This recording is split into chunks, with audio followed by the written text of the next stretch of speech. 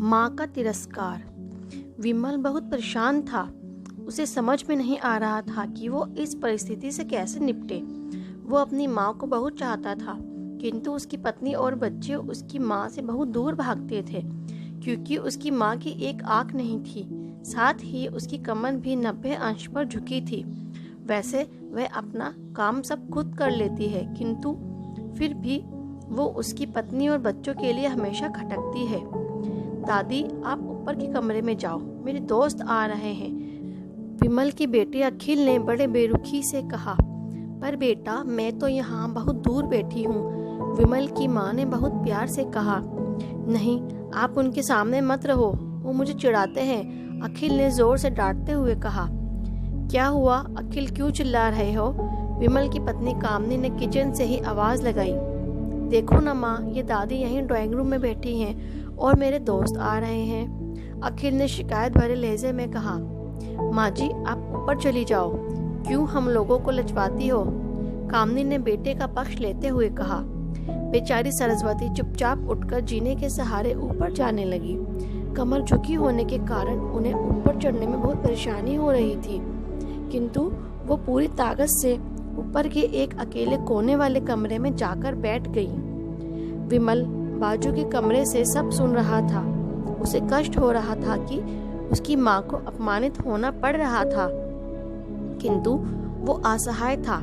अगर वो कुछ कहता है तो पत्नी और बच्चे उसका विरोध करने लगते हैं। दूसरे उनके तर्क भी सही लगते हैं, क्योंकि वो एक प्रशासनिक अधिकारी था। उसका सामाजिक स्तर बहुत ऊंचा था। उसकी ससुराल भी एक उच्च घराने की थी। अतः वह चुपचाप इस तरह हर दिन अपनी माँ को अपमानित होते देखता रहता था। रात को विमल की पत्नी ने कहा, देखो जी, अब कुछ करो। कल कलेक्टर साहब की पत्नी आई थी। माँ जी अपनी देशी धुन धारा में उन्हें मिली। मुझे बहुत शर्म आ रही थी, बताते हुए कि ये मेरी सास है। मैंने ये कह दिया कि दूर की रिश्तेदार हैं, इलाज कराने आई हैं। विमल को रोना आ गया, किंतु फिर भी वे चुप रहा। उसे समझ में नहीं आ रहा था कि वो क्या करे।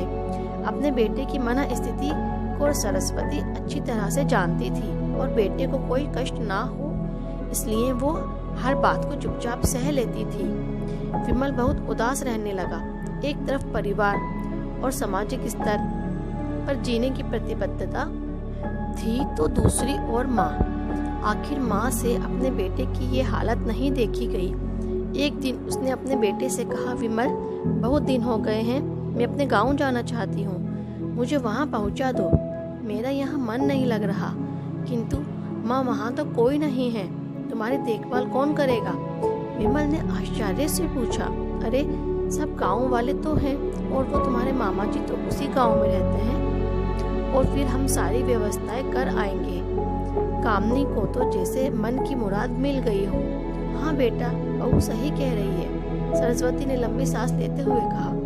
विमल जानता था कि गांव में माँ की देखभाल करने वाला कोई नहीं है, लेकिन पत्नी की जिद के कारण वह अपनी माँ को गांव छोड़ने पर विवश हो गया। माँ को गांव छोड़कर आते वक्त उसे रोना आ रहा था तथा अपने बेबसी पर गुस्सा भी आ रहा था, किंतु परिवार, पत्नी और समाज ने उसके इन मनोभावों को दबा दिया और वो सुकून सा महसूस करने लगा। कुछ दिनों के बाद उसके चाचा, जो अमेरिका में रहते थे, आने वाले थे। जब विमल बहुत छोटा था, उसके पिता जीवित थे, तब वो भारत आए थे और उसके बाद वो अब भारत आने वाले थे। पूरा परिवार और आस पड़ोस बहुत उत्साहित था। अमेरिका से विमल के डॉक्टर चाचा आ रहे थे। डॉक्टर रमेश ने जैसे ही घर में कदम रखा, सबने मिलकर बहुत उत्साह से उनका स्वागत किया। क्यों विमल भाभी नहीं दिख रही, कहाँ हैं? डॉक्टर रमेश ने उत्सुकता पूर्वक पूछा। जी, वो गांव में रहती हैं, यहाँ उनका मन नहीं लगा, कामनी ने सपाट लहजे में उत्तर दिया। डॉक्टर रमेश ने विमल की ओर देखा तो विमल ने अपनी आंखें झुका ली। डॉक्टर रमेश सब समझ गए। बोले, कल हम भाभी से मिलने गांव चलेंगे सब लोग। दूसरे दिन सभी लोग गांव के घर में पहुंचे। देखा कि सरस्वती को बहुत तेज बुखार है और वो पलंग पर असहाय पड़ी है। डॉक्टर रमेश दौड़कर सरस्वती के पास गए, उनके पैर छूकर रोने लगे। सरस्वती की यह हालत उनकी कल्पना से परे थी। वाह बेटा, विमल, तूने तो नाम उजागर कर दिया। अपनी माँ की ये हालत देखकर तुझे तो शर्म भी नहीं आ रही होगी।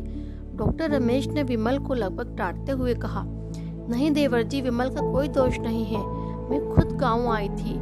सरस्वती ने अपने बेटे का बचाव किया। मुझे सब पता चल गया। भाभी, आप चुप रहो। क्यों बहू, तुम्हें अपनी सास की कुरूपता पसंद नहीं है? समाज में तुम्हें नीचा देखना पड़ता है ना? डॉक्टर रमेश ने कामनी की और व्यंग्य से देखा। कामनी निरुत्तर होकर विमल को देखने लगी। आज तुम जिस सामाजिक स्तर पर हो वो इन्हीं के संघर्षों की देन है। और बेटा विमल, तुम्हें शायद मालूम ना हो कि बचपन में जब तुम 1 साल के थे तब तुम छत से नीचे गिरने के कारण तुम्हारी एक आंख फूट गई थी और तुम्हारी रीढ़ की हड्डी में भी समस्या थी। तब तुम्हारी इस कुरूप माँ ने अपनी एक आंख और अपना बोन मेरो तुम्हें देकर इतना सुंदर स्वरूप दिया था। कामनी बेटा, इतने सालों तक संघर्ष करके बेटे को प्रशासनिक अधिकारी बनाने वाली इस संघर्षशील औरत की तुम लोगों ने यह दशा कर दी। तुम्हें ईश्वर कभी माफ नहीं करेगा। डॉक्टर रमेश की आंखों से अश्रु जलधारा बह रही थी। अब भाभी, आप मेरे साथ अमेरिका जाएंगी, यहाँ इन स्वार्थी लोगों के बीच नहीं रहेंगी। डॉक्टर रमेश ने सरस्वती से कहा। विमल को तो काटो तो खून नहीं था। डॉक्टर रमेश जो उसके चाचा थे, उन्होंने जो राज बताया उसके बाद तो विमल को यही लग रहा था कि उससे ज्यादा पापी इंसान इस दुनिया में और कोई है ही नहीं। वह दौड़ता गया और माँ सरस्वती के कदमों से लिपट गया। माँ, मेरा अपराध अक्षम्य है। मैं जानबूझकर चुप्पी साधे रहा, आपका अपमान करवाता रहा। अब सिर्फ आप ही उस घर में मेरे साथ रहेंगी और कोई नहीं। विमल ने आग्नेय दृष्टि से अपनी पत्नी और बच्चों को देखा। कामनी को भी बहुत पश्चाताप हो रहा था, किंतु उसकी हिम्मत नहीं हो रही थी कि वो सरस्वती से आंख मिलाए। सरस्वती ने कामनी की मना स्थिति को समझकर उसको पुचकारते हुए अपने पास बुलाया और विमल को डांटते हुए कहा, खबरदार, जो मेरी बहू को मुझसे अलग करने की कोशिश की तो तुझे ही घर से बाहर निकाल दूंगी। कामनी और बच्चों ने सरस्वती के पैर पड़ते हुए अपने व्यवहार पर माफी मांगी और माँ के हृदय ने सबको माफ कर दिया।